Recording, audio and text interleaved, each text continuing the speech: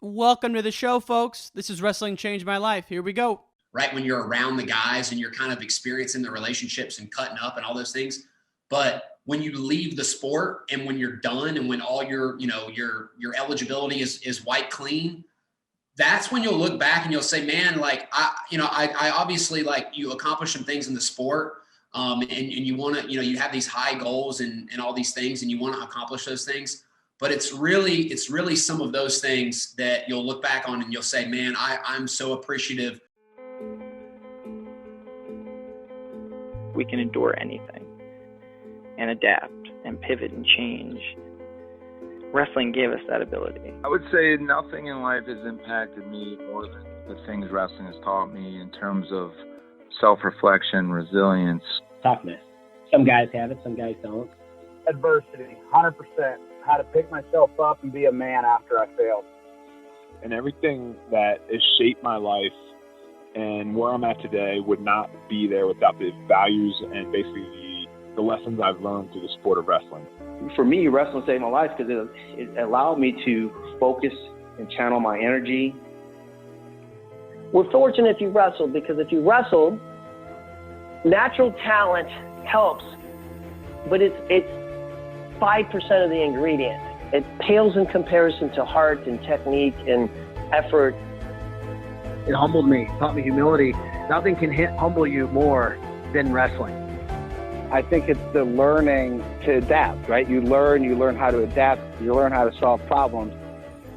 If I look back at my time I spent wrestling, if it gave me one thing more than anything else, it's mental toughness. Welcome back to the Wrestling Changed My Life podcast, ladies and gentlemen. Happy Monday to you. We got Hunter Gamble on the show. He's the assistant coach at the University of Tennessee, Chattanooga. Go Mocs. As an athlete, Hunter was a two-time NCAA Qualifier, and he's a product of the Compound Wrestling School down in the ATL. Enjoyed getting a little Southern flair on the podcast. Hope you enjoy it. Fan of the week goes to my man, Joe Fink. Joe, I really appreciate the kind words sent over email. And keep on listening, baby. Hope you're having a great day. Last but not least, if you want to support this podcast, go to store.wrestlingchangemylife.com. Again, that's store.wrestlingchangemylife.com. We have podcast t-shirts. We got the hoodie. We got the crew. Some stickers. Got it all in there, folks. All proceeds go to support this wonderful podcast. So thank you all for listening. And let's get to the interview with Hunter Gamble. Peace! Coach Gamble, how you doing, my friend? I'm great, man. How's it going? Awesome. It's great to have you. I was just, for the folks who are listening and not watching, Coach Gamble is the associate or the assistant coach or the associate head coach? Assistant coach. Assistant coach at UTC. Yeah. University of Tennessee, Chattanooga. And I have a UTC hoodie on myself here. There's a funny story that goes behind that. And I'm sure we'll get into it, but man, introduce yourself to the listeners, my friend. How long you been at the program, and what was your background before you got there?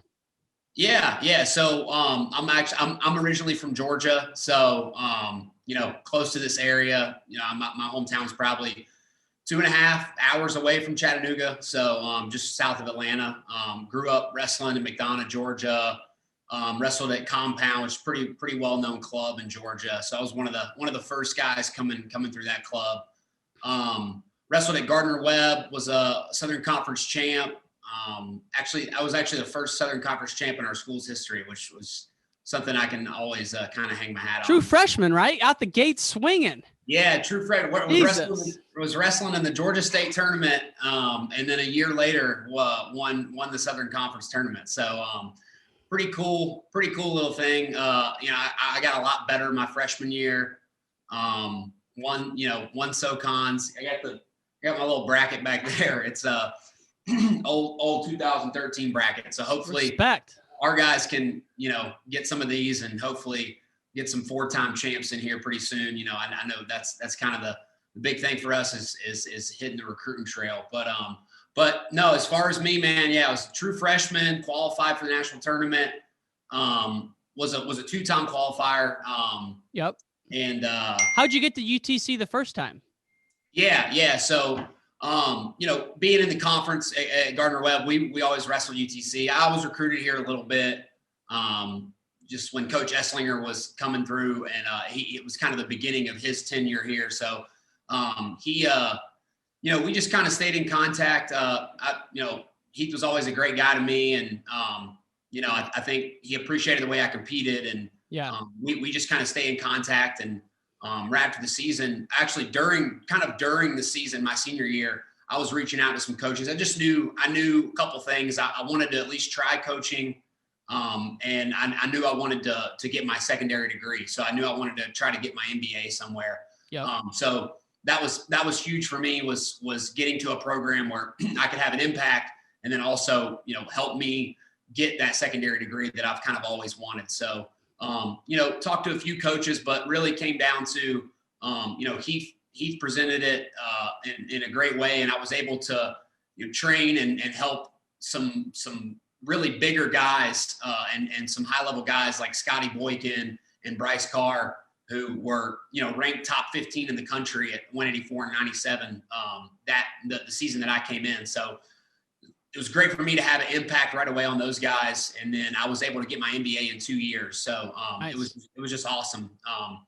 Getting here to Chattanooga, I've been here a couple of times for the Scuffle, which, awesome tournament, probably the coolest tournament, most resembles the national tournament to me. But I know it took the throne from my Midlands tournament, man. I'm an Illinois man, and growing up, the Midlands was the crescendo, but definitely the Southern Scuffle is up there, if not the. Well, just to me, and when it came from Greensboro to Chattanooga, now we have it in McKenzie Arena, which McKenzie, if you've ever been here, I don't know if you've ever been, but I have. Recruiting trip. I got to tell you this story at some point, but yeah, I've been down there, man. Okay, I'll let you tell me the story. But dude, McKenzie, the arena, it's like a miniature, Scott Trade Center or whatever, Quicken Loans Arena, or wherever you wrestle the national tournament, whichever year. It's like a mini, and it seats 11,000 people, right? So it really gives you that small, like, you feel like you're at the national tournament.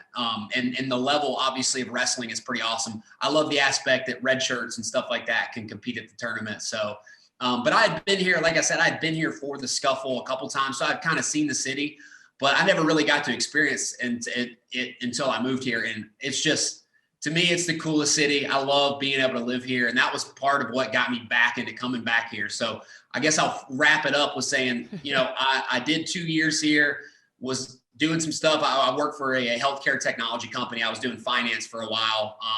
So, completely different world, but man, just something in me, it was telling me to get back into wrestling. And, I have a lot of great relationships with guys on the team. So that was what was a huge part of getting me back here. And, man, I'm so excited and blessed to work with these guys, even with the crazy circumstances we got going on right now. So it's just awesome. It's cool to hear that you're back there because, a lot of people who leave, they get a taste of the business world. A lot of times, the financial aspect is there, even though the love may not be there. So as a young professional like yourself, like you and I, sometimes that's appealing. So you came on back, and I just listened to you on Home at Advantage this morning. And so I know that you listened to the Mike McMullen episode. Yeah. So let me ask you this. So when Mike was at Penn, he was getting his graduate degree, and he thought it was going to be more of a GA role, but it was really a full-time gig. So your first 2 years at UTC, were you more like the GA workout guy, or were you also getting involved in some other stuff? And how is it different from what you're doing now? So that's a great question. So my first year, I was technically the volunteer assistant, right? So I couldn't do any recruiting. I could be in the corner, and I could do all, everything that a volunteer could do. Okay. No recruiting though. Could not recruit. You can't. Okay. You can only have three paid assistant or two paid assistants, and then the head coach that are technically allowed to recruit. So I couldn't recruit. It was Coach Esslinger, Coach Dave Hoffman, who is now back in Pennsylvania. He coaches at the Hill School, and then Coach Nick Bracetta, who's at Maryland now. And so they were the head coach and the two assistants, and then I was the volunteer. And it was a lot of workout because, really a lot of my job was, obviously I was coaching a lot of different athletes, but I was wrestling with Bryce, Scotty, and Conor Tolley, who was our heavyweight, which, it was a grind, man. I was wrestling almost every single day. It was hard on my body, but I feel like that year at me as a coach and as a wrestler, I was able to kind of sit back and learn from Nick and Dave and Heath and learn a lot about being a Division I, not head coach, but being a Division I assistant. And the next year is when Coach Rochelle came in.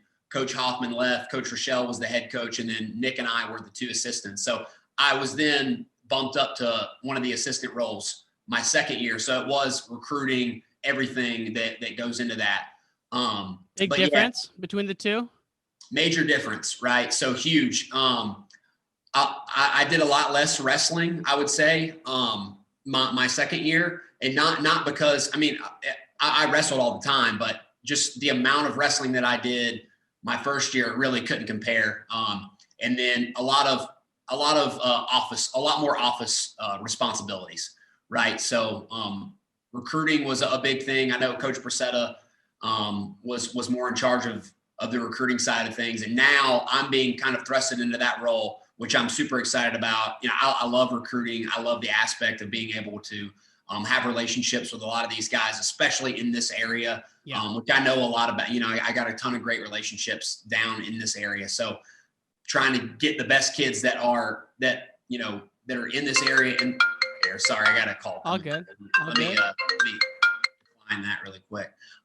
You know, I have a lot of guys in this area that I know, great coaches, great relationships. So it's just awesome. I'm so glad to be in this role. And now I even do probably less wrestling. But, you know, obviously still get on the mat. I mean, we're all young, right? Kyle, I think Kyle's like 32 or 33, something. Dude. And TJ is my age. He's 27. I'm 27. So we get in there and scrap with our guys. So it's great. You know, we're all able to wrestle still, and we're in great shape. I know TJ's coming back from a knee surgery, but still. I mean, the South is, I mean, you know, I'm from Illinois my whole life. Don't know a lot about the South, but I mean, you're from Georgia. For folks who are listening who are from some of the northern states, let's just start with the basics. In Georgia, are the Falcons or the Bulldogs bigger? The Bulldogs, man. By far? I mean, I would say so.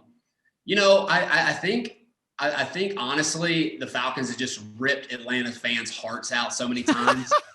I mean, seriously. And even, this weekend was just an example of that. I don't know. I mean, up 17-0 on the Bucks and can't close it out, right? So Tom Brady gets them again. But it's hard for me to say. I probably lean a little more towards the Bulldogs, just because college football is a whole lot bigger in the South, right? Than pro football is, and I feel like it's reversed when you kind of the further up north you get. I know, you know, when you start talking about the Giants and the Patriots and huge fan bases, Eagles, right? All those teams have huge fan bases, and not as much on the college side. But I'll tell you what, people go crazy about college rivalries down here. The Dogs are definitely the Tide, Auburn, all the SEC schools. Football's huge. So that's the good old boys club right there. They don't play in the South like that. Like you said, I mean, up here it's Bears, Packers. I mean, Big Ten football's big, but I mean, Illinois sucks. But I'm just trying to let people know who aren't, you know, maybe familiar with that area, like Tennessee, Georgia, North Carolina, South Carolina. You know, it's traditionally college football country, but the wrestling's really picking up, due in part to our friends Cliff Fretwell, Lee Roper. I mean, those two both have been on the podcast. Incredible guys, man. Could you think of two more different guys, though? Say it again. They're very different, though, in their approach. So different. So those are both my coaches, my club coaches growing up. I know you said you listened to Home Mat Advantage. Yeah. So, you know, Cliff was coaching me when I was in like 7th grade. We're doing, you know, we had to roll out mats at Henry County Middle School, you know, just kind of janky gym. I mean, it was kind of nasty, honestly. And then now, you know, he's got this big club, you know, this big clothing brand that he's got now. It's crazy to see how far it's come from where we were competing and where we were practicing. So it's been a long journey for Compound and GNWA and kind of all of, you know, what Cliff started, and then Lee obviously hopping on board and helping, you know, coach me for 3-4 years in high school, and then him moving on to Northern Iowa. Man, they've had a huge impact on me and just my love for the sport. And I think, you know, I definitely wouldn't be a college wrestling coach if it wasn't for those two guys. Absolutely. I mean, there's no doubt about it.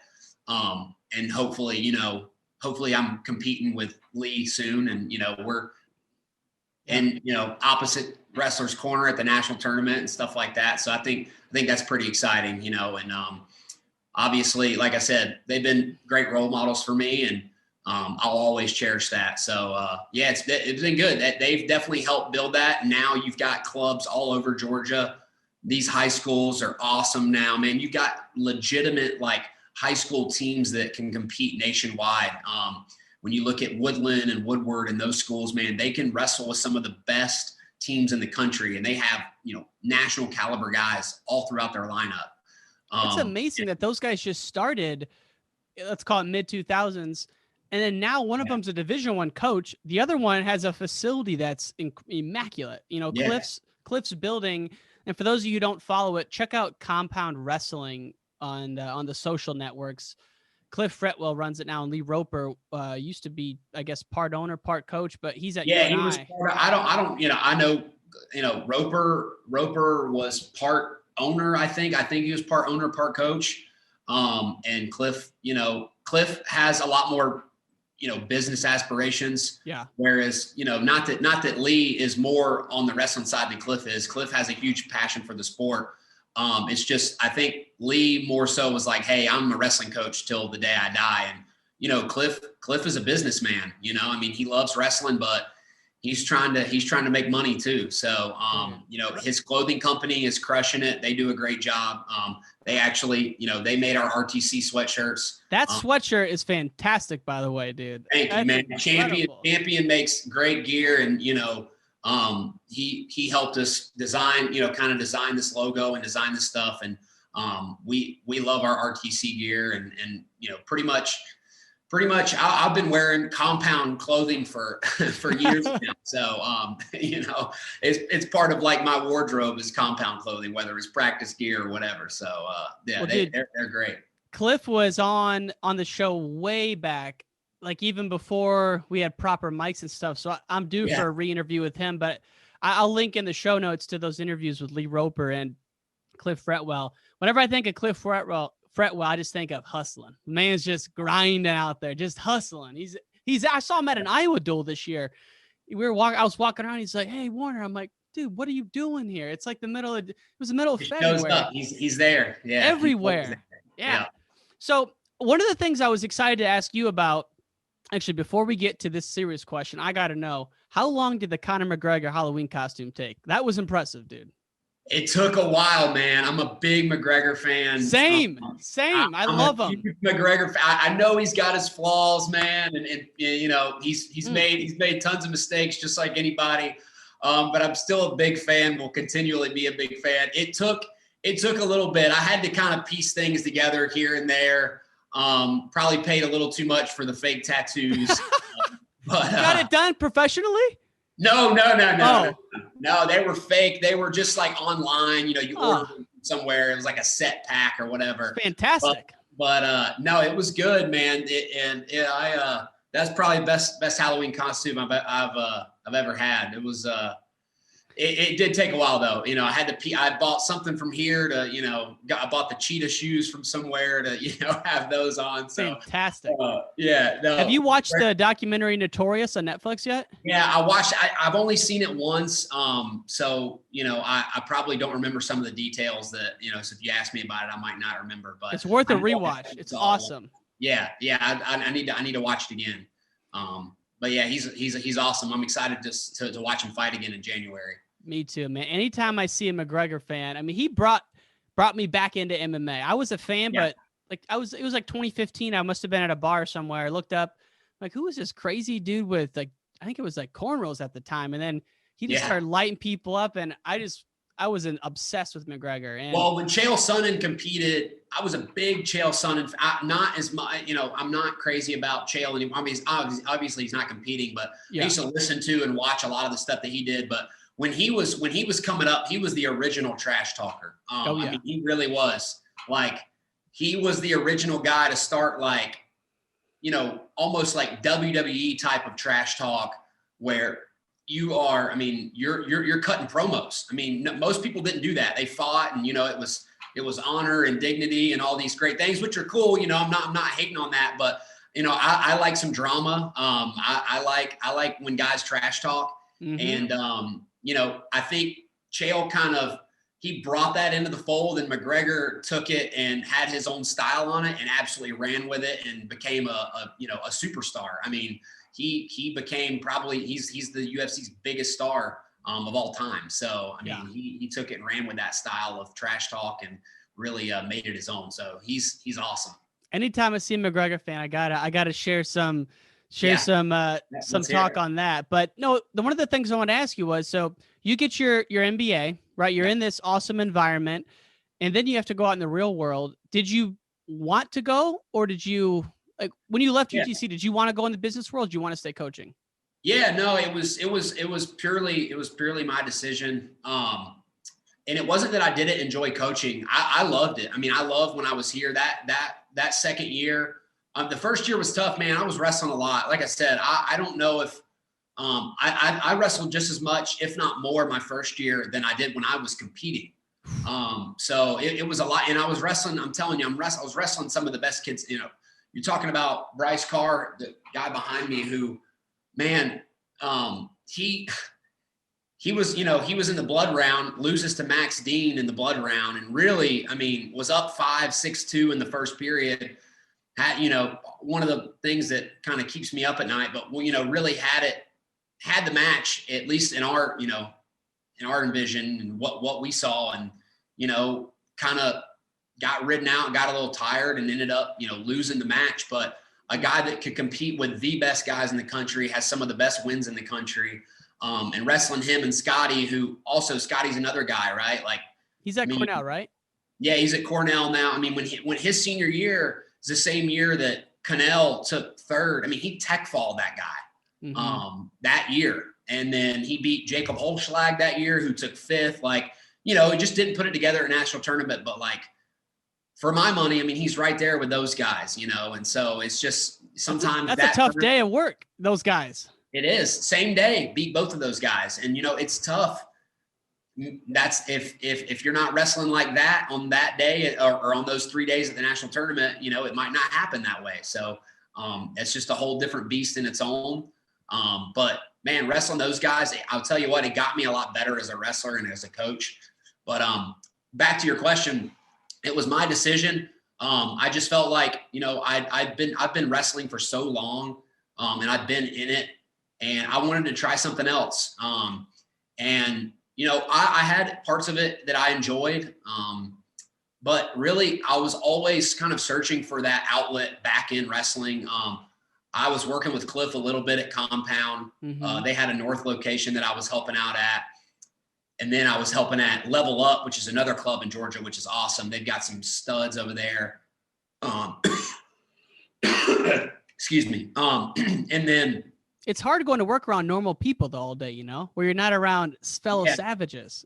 Yeah, I mean, savages in the best way. Our staff, we cut up a lot. We make a lot of jokes and stuff. And, you kind of lose that outlet a little bit, right?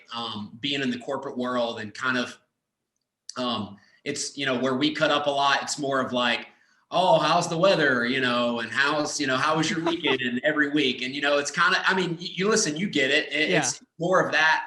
It's more of that corporate talk, and it's awesome for you. You have this outlet, in your life. Well, luckily I work remote, and so I used to be in the office every day. So I've been remote for 3 years, and you don't, you could just do your own thing. But I mean, there's nothing wrong with going in the office. I just, once in a while you're around some athletes, and it doesn't have to be athletes, but just people who are, you can talk shit with and not get in trouble. That's the biggest thing, and just be yourself. So.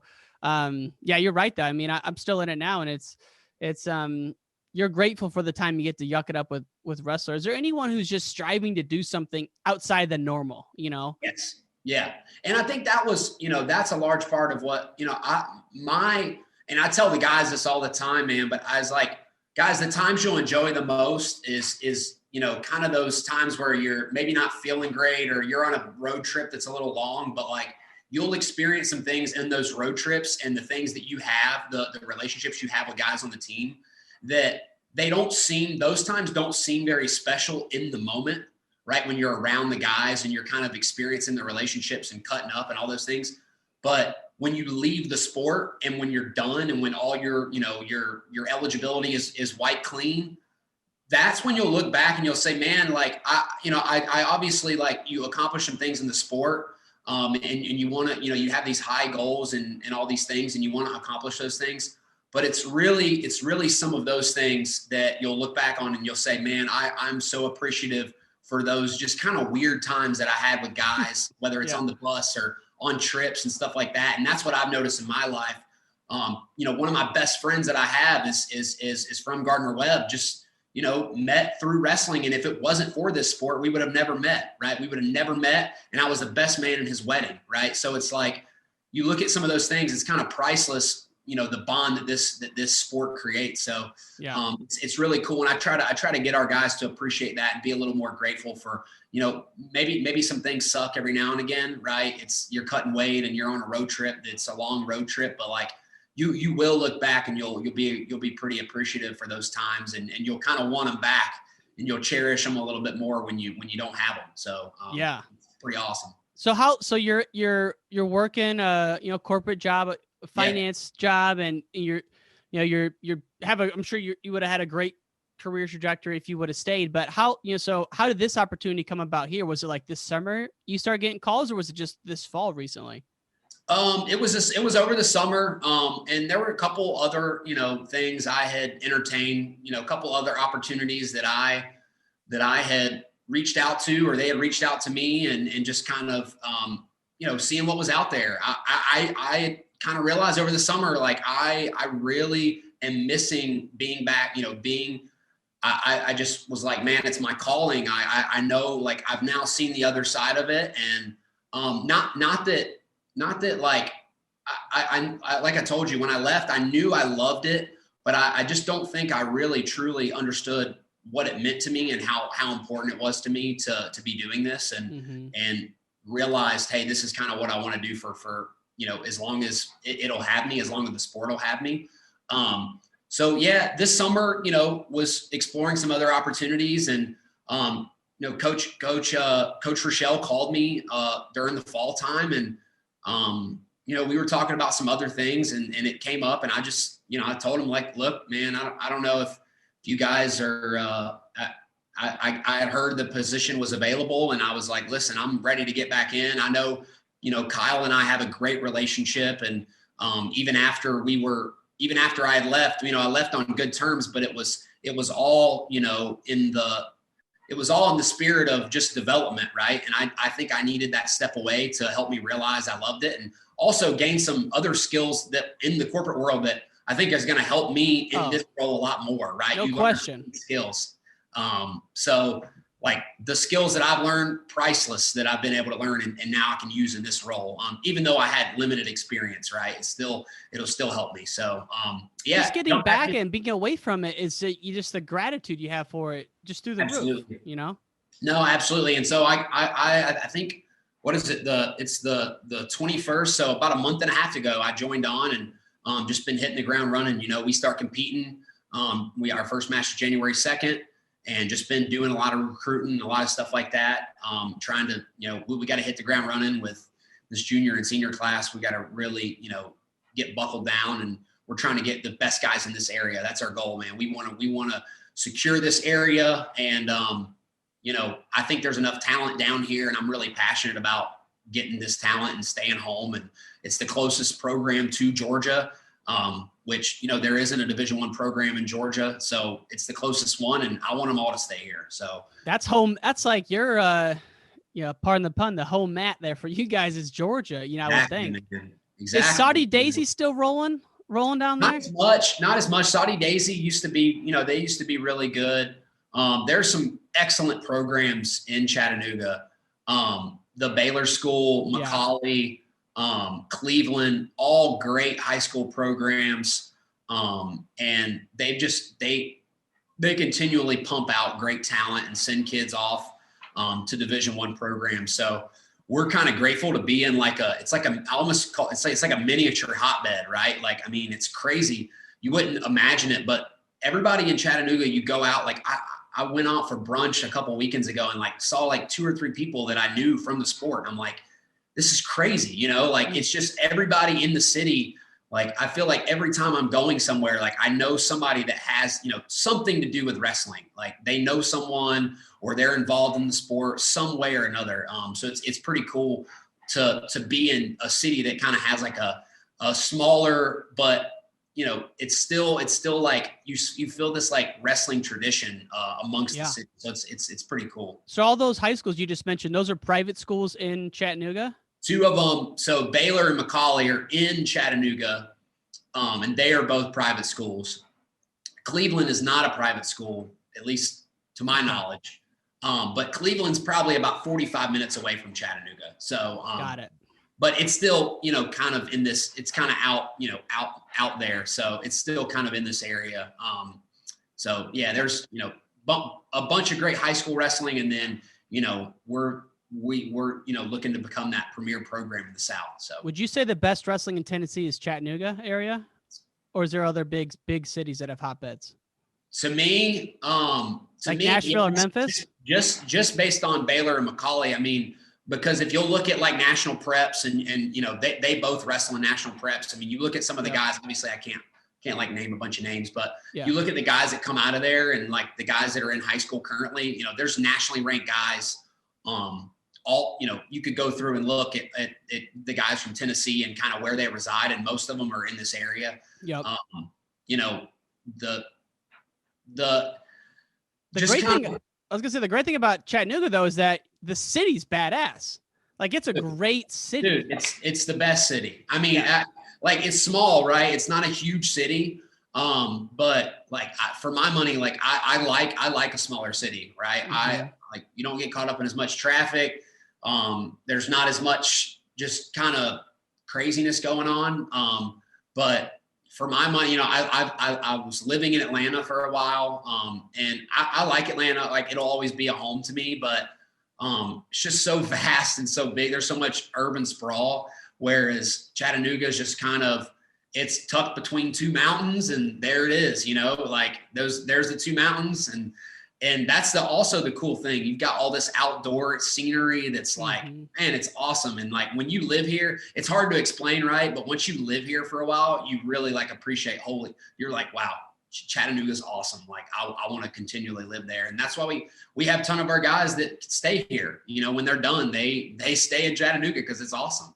That's the cool part about the family you have. If all those guys are sticking around, think about all those college wrestlers that are helping out at the clubs or the high schools in the area after they're done. Yeah, we got, you know, a couple of guys that have come through our program are helping out at high schools and stuff. And our volunteer assistant just graduated last year. Rodney Jones was national qualifier when I was here. And so, you know, it's great. Guys just they love the area. They want to stick around, and it's what makes Chattanooga pretty unique and awesome. Now, I know you're coaching now, and you're a busy man. Fill us in on your daily routine as an assistant college coach. What does that look like? All the things you're doing. Yeah. So typically, you know, we just went on break. So right now we're kind of trying to give our guys some time off and you know, go see their family and be safe, you know, in this time, right? Try to, you know, make sure they're social distancing and wearing a mask and doing all the proper protocols that we have in place when we're here.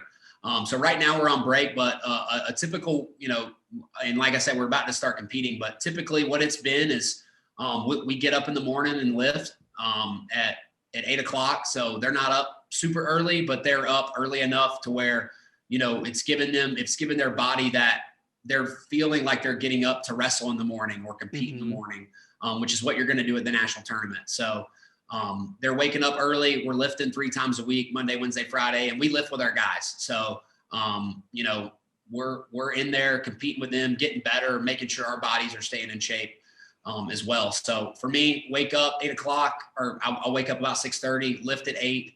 And then we're coming in here, we shower. We have meetings, whether it's, you know, we're talking about scheduling, recruiting. We typically do that around 10 o'clock. We'll meet and discuss kind of what we're doing for the day, or, you know, what we're doing for the week. So we have different days where we have different topics. So we'll discuss recruiting one day, and we'll kind of go down the list and discuss the different things, whether it's scheduling. You know, scheduling's done now, but back when it was, you know, trying to figure out all the COVID things that we had to get done, the guidelines to go to certain places and the scheduling. Right. So, you know, that's what it is right now. And then we're split practices due to COVID. So what does that mean? So we don't want all of our guys in the room at the same time so we can have adequate social distancing. And so we've been split practices. So we'll have a practice at 1:30 and then 3:30. So we're in the room a lot right now because of that. Typically we aren't. We're doing one practice. Yeah. We're doing one practice at around 3:30. So it takes away from some of the stuff we do in the office typically. But, you know, you got to make it up, whether it's, you know, you're making extra recruiting calls in the evening or you're doing stuff in the evening. I know, like, we do a lot of our Zoom calls and stuff like that in the evening. And that's normally a typical day. I mean, it's a long day. There's a lot going on. You know, you don't realize it is, man. But, you know, it comes in waves, right? During the season, that's kind of what you expect. And in this odd season, you know, the competition schedule is only 2.5 months. So, yeah, you know, really and truly, like, we're going to be on the road for 2 months and then that's it, you know? So, we just got to make sure that we're staying healthy and doing the correct things we need to do to keep our guys wrestling. Because, you know, it's going to be, our guys got to be grateful for that opportunity. Some guys aren't able to wrestle this year, and which sucks. It does. But they got to be grateful that they actually have that opportunity this year. But we got to be doing the right things to make sure we can stay on the mat. So right, making sure we're staying on our COVID guidelines and doing the right things so we can have our guys out there wrestling. The split practices, it's a cool idea so you can keep going, but it's got to be tough on the team not getting all the guys together in there. It's tough, man. Yeah, it is. You know, if you've ever, obviously you've been in wrestling practices, the more guys in kind of like a smaller space, it does get crowded, but you can feel more of the energy in the room. And when you have less guys, there's kind of less energy. So, you know, it's really having us, you know, we have to kind of evaluate practices a little bit differently, I think, and at least from my standpoint, because I feel that energy a little bit less than when I typically would when we'd have a full group in there. Right. And, you know, there's some other guidelines COVID wise that we have to do that kind of, you know, it's not just that. But, you know, that's a part of where we're at right now. And hopefully, you know, this is the only season we have to do that. And we can kind of move on and what, you know, whether it be this vaccine that kind of helps us or we're able to, you know, get some sort of immunity. I don't know how all of it works, but I'm no doctor, but I know that, you know, hopefully I'm just hoping that this is the only season we'll have to kind of deal with that some sort of stuff. So. Amen, man. Now, I just want to ask one thing about the RTC. So, yeah. Are you guys are high schoolers still coming in for that, or is that all shut down right now? So we haven't been, but high schoolers can't come into the RTC during their high school season. Got it. Or it may be during our college. I know they're not allowed to come in during, like, I think it may be our college season. So it may be October 10th through the national tournament. So when we are allowed to start official practice, that high schoolers aren't allowed at RTC practices. So, you know, when March kicks back up, if we don't have as many guidelines and we're able to kind of do some of those things and stay healthy, then we will, you know, we'll definitely have those guys back in and training at our RTC. But right now they wouldn't be able to anyways. So, gotcha. Yeah, and that has nothing to do with COVID. That's just, you know, you're not allowed to do that. So recruiting. Yeah, that's just, you know, they're trying to, and I get it. I mean, you know, I don't think high school kids should be in a college room year round anyway. So, right. You know, it allows them to go to their practices and, you know, some of those recruiting guidelines and violations that, you kind of have to get past. One thing I wanted to ask you was, you know, tell me a little bit about Coach Rochelle. I was looking, I knew the name and was looking through some of the brackets, and obviously had a great career. He was in some loaded weights his junior and senior year with freaking like Metcalf, Molinaro. Yeah. But dude, so tell me about him a little bit. What drew you back to working with him? Yeah. So Kyle and I met probably 2 years ago when he was coming on board to be one of the other assistants with Coach Bracetta.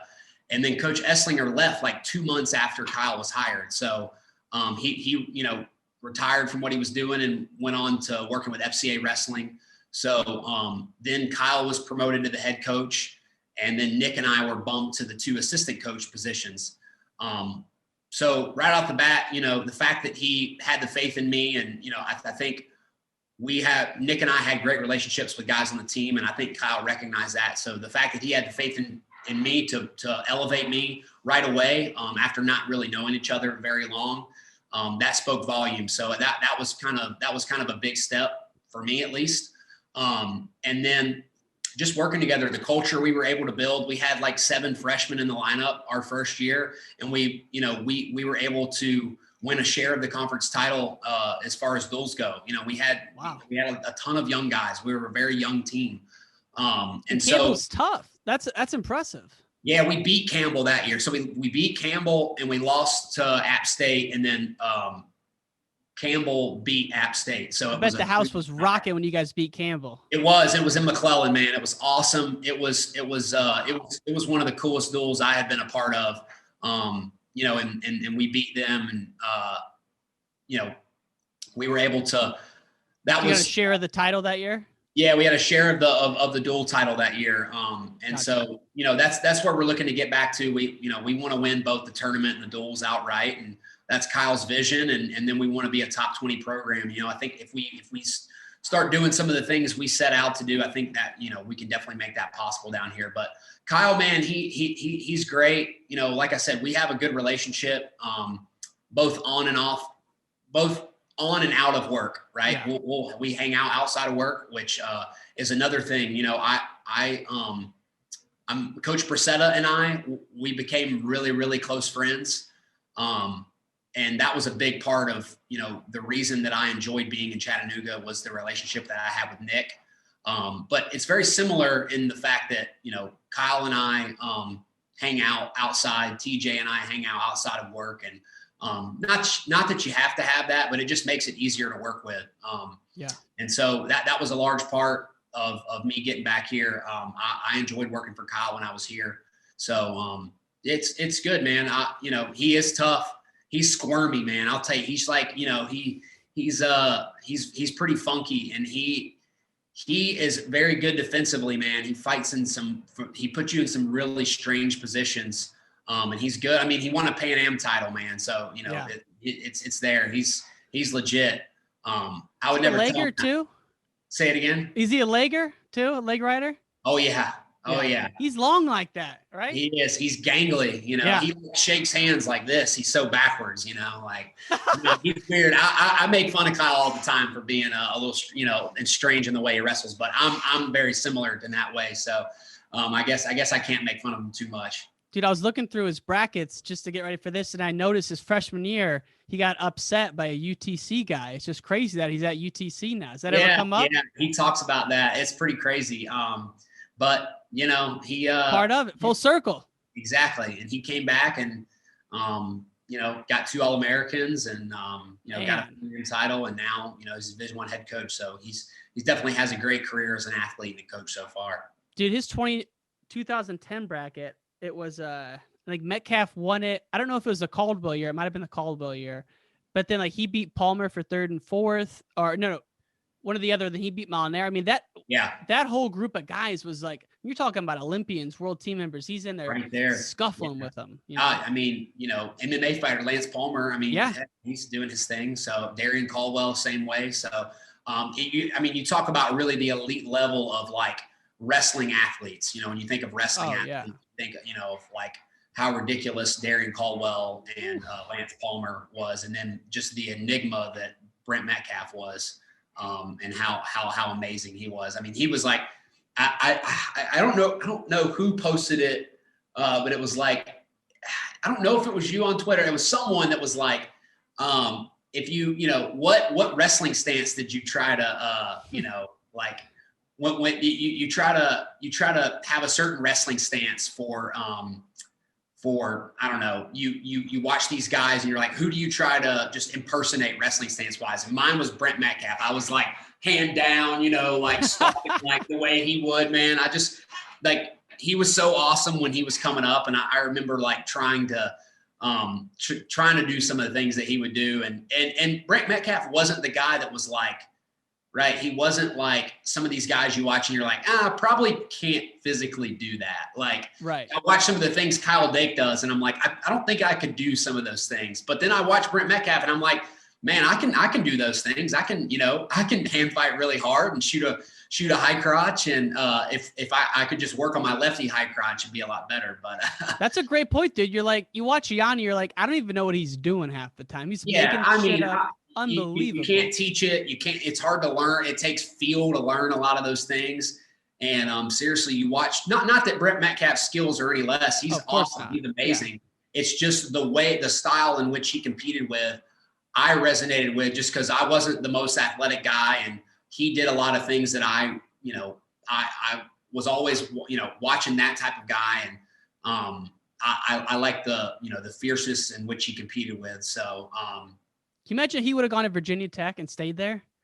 It's crazy. So it's actually funny. So on right here, if you look, this was when Coach Terry Brands was here at Chattanooga, and Coach Tom Brands was at Virginia Tech, and they wrestled each other here, and they had like this T-shirt made. They both signed it, so you see two signatures over here. So they both signed the T-shirt, and so Terry was in Chattanooga, Tom was at Virginia Tech, and obviously then.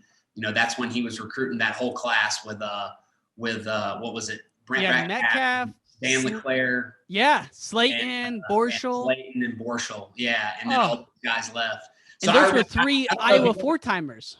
Yes. So did you read 3 Days to Glory? Have you read that? I haven't read that one yet. No. Is it good? It's about Borschel and Slayton, and or I don't know if it's about Slayton. I think about LeClaire and Borschel. Yeah. And so I read it when I was young. So that was crazy. They all ended up there in the South. Yeah, and then they all went to Virginia Tech to follow Tom, and then they all followed him back up to Iowa. So crazy. Pretty crazy. But no, I can't imagine if you would have been at Virginia Tech.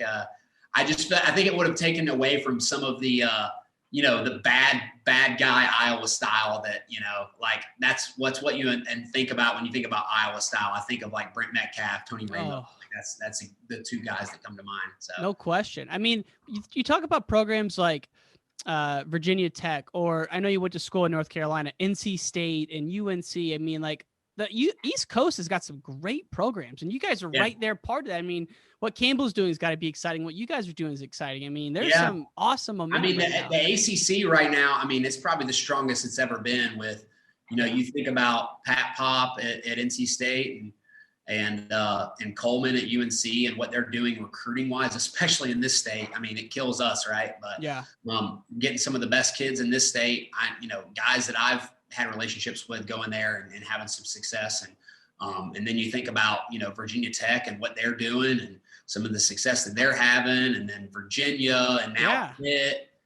It's crazy. It's so tough. And now, I think we really have three really strong programs, and other programs in the SoCon are making changes as well. Citadel just hired a new head coach, and I love it. That's what we need. We need success in this conference, and we got to make our conference better. And it helps everybody. So let's give a quick who's all in the SoCon for wrestling, just to give some love. Yeah. So it's the premier program, which is us. It's UTC. No, I'm just messing. It's us. So UTC, App State, Campbell, Gardner Webb,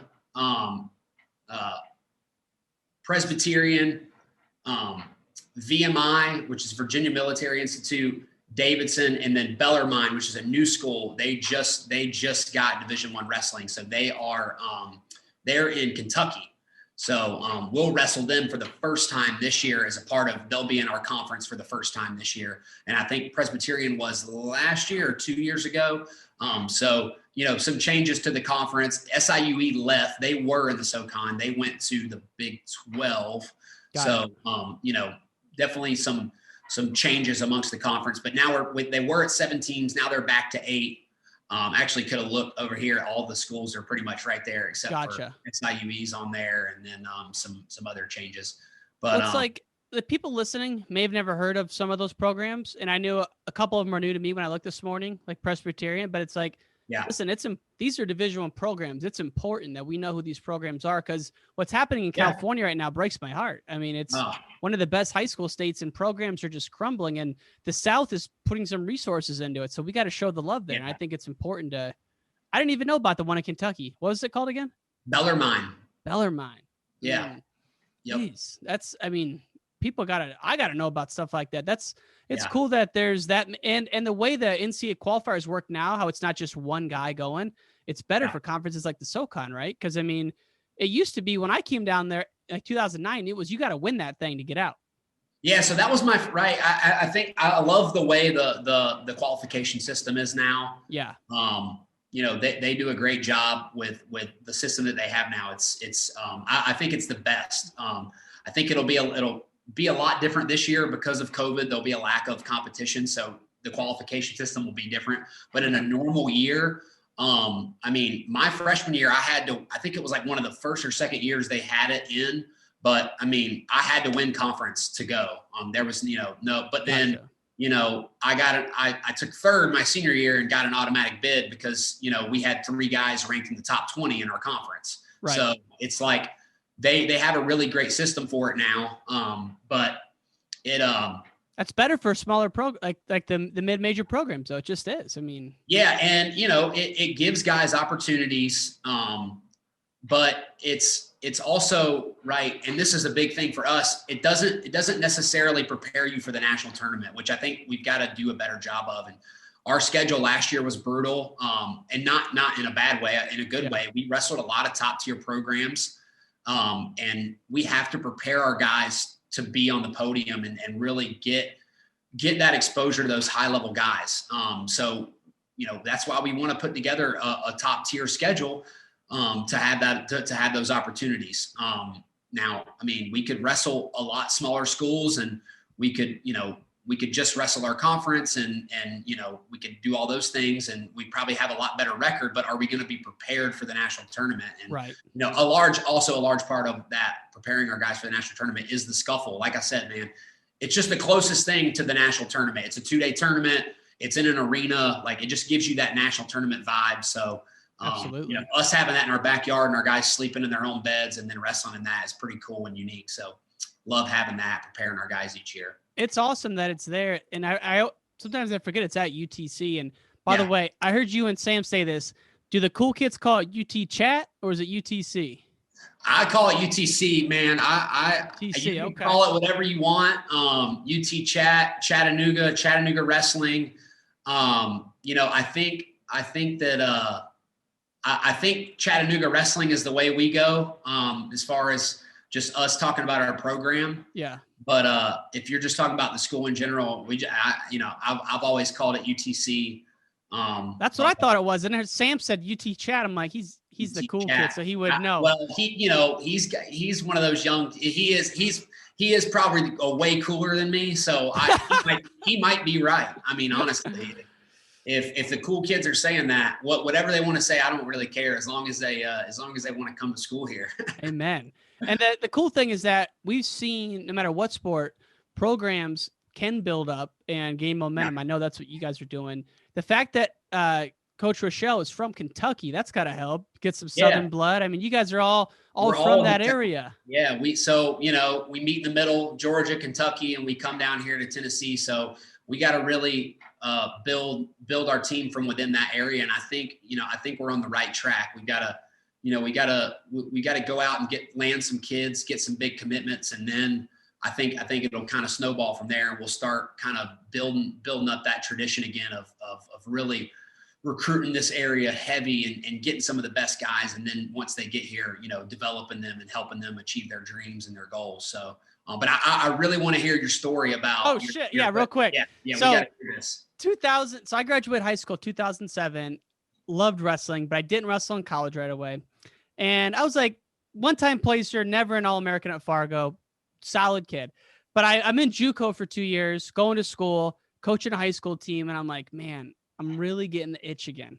Yeah. So I called up a couple programs, and at the time, it was like a couple of D3 programs, and then Coach Bono was at UTC, and I love Chris Bono. Yeah. And so I cold emailed him. I'm like, yo, I've been out of it 2 years. I'd like to come down. I'd be a walk-on. He's like, come on down. So it was a Friday night. My mom and I left our hometown at like 6 o'clock. I coached a dual meet. My mom and I hop in the car. We drive down to Chattanooga, which is like 12 hours in the middle of an ice storm. It was 12 hours straight down, dude. I'm still in like my coaching polo. And we get to Chattanooga at like 4 a.m. We get up the next day, go on a visit that Saturday morning. And that's when we're like, dude, Chattanooga is beautiful. You know? Yeah. And then we went to a dual meet. Well, you were probably definitely out of the ice storm at that point. We were, but like driving down there through Kentucky, it was just power lines down. It was crazy, but it was like 50 in February, you know? So that really had me thinking about it. And then met Coach Bono just briefly, went to the dual meet, and I'm thinking, man, this arena is like a real arena. It was pretty sweet, you know, at UTC. And then I think we drove back that night, but respect to my mom for the back-to-back 12-hour days of driving. That's a haul. Yeah, good on her. Good on Mama J. But I got this hoodie. Didn't end up going, but I really just like the feel of the city. And I just thought it was cool that the wrestling room, is it still in the same building as the arena? No, it's moved over. So we McClellan. So McKenzie is the big.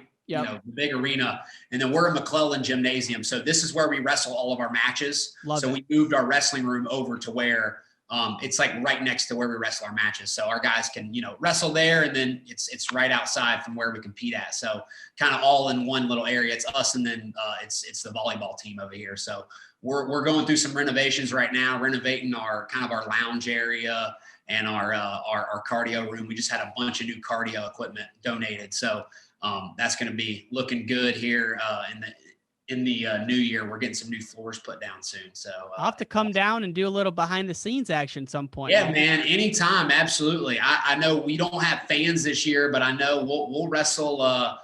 We wrestle 2 home matches. But you know, I'll have some passes. So if you're ever interested, you know, hop on down. You know, you'll have to make the trip that you're, you know, I'm flying this time. There you go. I'm flying down this time. It's a little small airport, so it's perfect. You know, beautiful. It's a little baby airport, but you know, it gets the job done. They still fly the same planes down here that they fly everywhere else. So. Do a little hiking, get some good Absolutely, food in. Man. Yeah, see the city. Hopefully it's still that 50 in February that you had when you came down. Be a Southern gentleman before I know it. There you go. You'll have a Southern accent like me by the time you leave. I need one. Last question for you, Coach. I know you used to do a podcast. Are we going to get you going on the media wheels again? You going to fire up a podcast again? Man, I was doing it. Like I told you, man, I was looking for outlets any way I could and trying to talk about wrestling with some way to get back in it, man. I kind of, when the pandemic hit, things kind of took a little sideways turn. So I hadn't done it in forever. It's been forever. But I listened to a couple. It was fun. Yeah. No, it wasn't bad. You know, I was trying to get some big heavy hitters on the podcast, but couldn't ever pull through. But no, I think for now, man, I'm just gonna I'll just be a guest for now. Maybe one day, or maybe in the summer whenever I have some more downtime. But right now, I'm full-time wrestling coach, and you know, I'm happy doing that. Listen, I get plenty of wrestling talk now throughout the day where I don't need that outlet much anymore.